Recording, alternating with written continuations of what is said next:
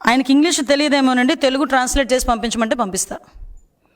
ఆ తెలుగైనా చదవడం వచ్చేమో చూడమనండి ఒకసారి, అదైతే చూస్తాను ఒకసారి. ఎస్, నిజమే. ఈరోజు ఎప్పుడైనా న్యాయం గెలుస్తుంది. మేము అదే ఈరోజు మేము కూడా కోరుకుంటున్నాం. ఢిల్లీ హైకోర్టు కూడా ఈరోజు చాలా క్లియర్గా హెరిటేజ్ మీద అసత్య ఆరోపణలు చేస్తారు, అవన్నీ కూడా తక్షణమే తొలగించాలని చెప్పి ఆదేశం ఇచ్చారు. ఇందులో జగన్మోహన్ రెడ్డి పరిస్థితి ఎలా అయిపోయిందంటేనండి, సోషల్ మీడియాలో వ్యూవర్స్ కోసం కొన్ని థంబ్నెయిల్స్ పెడతారు. ఎలాంటి థంబ్నెయిల్స్ అంటే, ఇతని వ్యవహారం మీరు ఎప్పుడైనా చూసారా, ఇతను అంత దిగజారిపోయాడో చూసారా, ఇలాంటి థంబ్నెయిల్స్ పెడతారు. తీరా లోపల చూస్తే ఏం ఉండదు అందులో. యాజ్ ఈజ్ జగన్మోహన్ రెడ్డి అనమాట. వ్యూవర్షిప్ గురించి, అటెన్షన్ గురించి నోటికి ఏదొస్తుంది మాట్లాడి ఆ ఆధారాలు ఈ ఆధారాలు అంటాడు, కానీ ఏ ఆధారాలు కూడా ఉండవు. అందుకే ఈరోజు ఇవన్నీ కూడా అసత్య ఆరోపణలు తక్షణమే తొలగించాలని కూడా ఈరోజు ఆదేశాలు ఇవ్వటం అన్నది న్యాయం గెలుస్తుందని ఒక రకంగా మేము నమ్ముతున్నాం.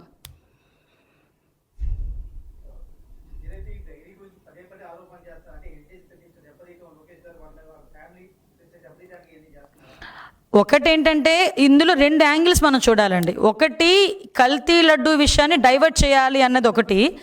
ప్రజల తాలూకా దృష్టిని హెరిటేజ్ ఏదో తప్పు చేసిందని చూపించడానికి చేసే ప్రయత్నం, హెరిటేజ్ని మార్కెట్లో ఏదో అంటే ఇక్కడ ఏదో అక్రమాలు జరిగిపోతున్నాయని చూపించడానికి చేసే ప్రయత్నం. చాలా క్లియర్గా, క్లారిటీగా హెరిటేజ్ సంస్థ గురించి అందరికీ కూడా తెలుసు. దానికి సంబంధించి క్లియర్గా మీ అందరికీ కూడా ఇన్ఫర్మేషన్ ఇవ్వడం కూడా జరిగింది. ఒకటి, ఇప్పుడు న్యాయబద్ధంగా, పారదర్శకంగా, నీతిగా, నిజాయితీగా హెరిటేజ్ కంపెనీని నడిపిస్తున్న వాళ్ళు ఏ రోజు కూడా వాళ్ళ మీద పడే తప్పుడు ఆరోపణలకు భయపడే ప్రసక్తే లేదు. వాళ్ళు చాలా క్లియర్గా, ట్రాన్స్పరెంట్గా ఉన్నారు. వాళ్ళు క్లీన్ చిట్తో ఉన్నారు.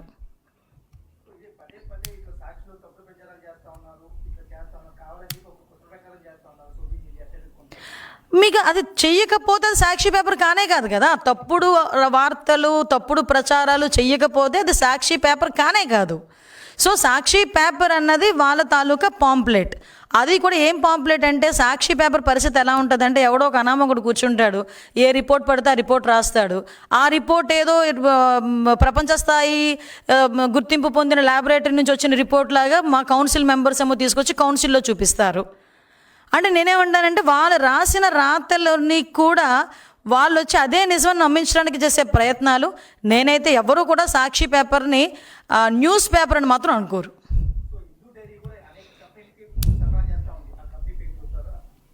యాక్చువల్గా మ్యాక్సిమం బ్రిటానియా దగ్గర నుంచినండి చాలా కంపెనీలకి సరఫరా చేసే పరిస్థితి ఉంది. హిందాపూర్ కంపెనీ మెయిన్ ఏంటంటే కొన్ని బిస్కెట్ కంపెనీస్కి కూడా అది కూడా సరఫరా చేసే పరిస్థితి ఉంది. చాలా కంపెనీస్కి సరఫరా చేస్తున్నారు వాళ్ళు. 1-2 కాదు, చాలా బిస్కెట్ కంపెనీస్కి, చాక్లెట్ కంపెనీస్కి, చాలా వాటికి సరఫరా చేస్తున్నారు.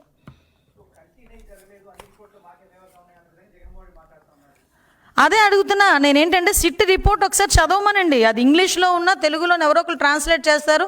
కనీసం అది పెట్టి ChatGPTలో తెలుగు ట్రాన్స్లేట్ అని కొడితే వస్తుంది. అది కూడా తెలియదు ఆయనకి. తెలుగైనా చదవడం వచ్చు కదా, తెలుగులో చదవమనండి. కాకపోతే ఎవరో ఒకరు చదివించుకోమనండి.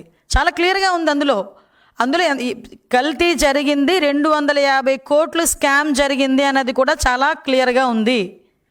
దానికి సమాధానం చెప్పమంటే హెరిటేజ్ గురించి, హిందాపూర్ డైరీ గురించి ఎందుకంటే తీసుకొస్తాడు నాకు అర్థం కాదు. ముందు ఇది మాట్లాడమనండి, దీని సంగతి తేల్చమనండి.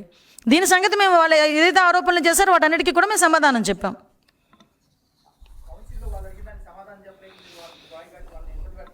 కాదండి, కౌన్సిల్ చైర్మన్ ఏ పార్టీకి సంబంధించిన వ్యక్తి అండి? అంటే కౌన్సిల్ చైర్మన్ గారు పార్టీల గురించి నేను మాట్లాడకూడదు, కానీ ఒకసారి ఆలోచించండి. ఈరోజు నేను చెప్పాను, నేను చర్చకు సిద్ధం, ప్రభుత్వం ప్రజాహితం గురించి ఎలాంటి చర్చకైనా సిద్ధం అని నేను చెప్పాను నిన్న.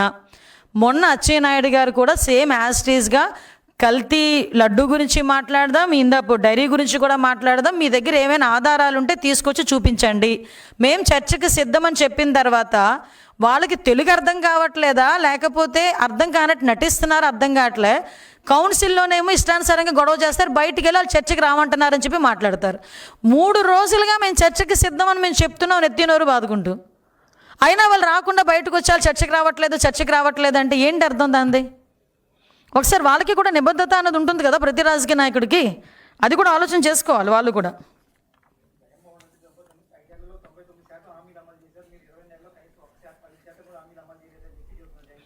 కాదండి.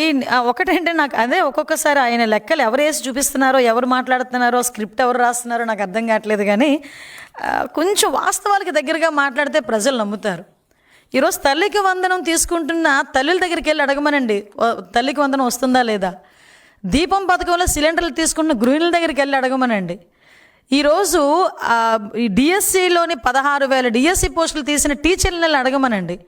5,700 కానిస్టేబుల్ తీసిన కానిస్టేబుల్ దగ్గరికి వెళ్ళి ట్రైనింగ్ అవుతున్న వాళ్ళని వెళ్ళి అడగమనండి. గవర్నమెంట్ ఎలా ఉందో చెప్తుంది. సుమారుగా 63 లక్షల మందికి ఈరోజు మేము పెన్షన్ ఇస్తూ ఉంటే ఎంత అడ్డగోలుగా మాట్లాడారండి. ఈరోజు 4,000 రూపాయల పెన్షన్ దేశంలోనే అత్యధిక పెన్షన్ ఇస్తున్న ఏకైక రాష్ట్రం ఏదైనా ఉందంటే అది ఆంధ్రప్రదేశ్. ఆంధ్రప్రదేశ్ రాష్ట్రంలో పెన్షన్ అన్నది ఒక భరోసాగా ఇవ్వాలని ప్రతీ నెల గౌరవ ముఖ్యమంత్రి గారు 1వ తారీఖు కల్లా వాళ్ళకు ఉదయానికి ఇవ్వాలి. ఒకవేళ 1వ తారీఖు కనుక ఆదివారం వస్తే ముందు రోజు 30 కానీ 31 కానీ ఇవ్వాలి అని చెప్పి ఒక ప్రపోజల్ పెట్టుకొని దాని పరంగా ఉదయాన్నే తీసుకెళ్ళి ప్రతి అవ్వకి తాతకి కూడా భరోసాగా తీసుకెళ్ళి ఇస్తూ ఉంటే దాని మీద కూడా విమర్శలు చేస్తున్నారంటేనే మీకు అర్థమవుతుంది కదా అతని తాలూకా మెంటల్ స్టేటస్ ఎలా ఉందో. ఇలా చెప్పుకుంటూ పోతే చాలా ఉన్నాయి. అన్నదాత సుఖీభావ తీసుకున్న రైతులను అడగండి, అన్నీ ఉన్నాయి. దానికి కూడా ఈరోజు అతను చేస్తున్న అబద్ధాలు, అతను మాట్లాడుతున్న మాటలు చూస్తూ ఉంటే అందుకే అంటున్నాను ఇందాక 3 గంటలు చేస్తే కరెక్ట్గా అతను అబద్ధం ఆడకుండా ఒకటైనా చెప్పాడంటే ఒకటి కూడా చెప్పలే.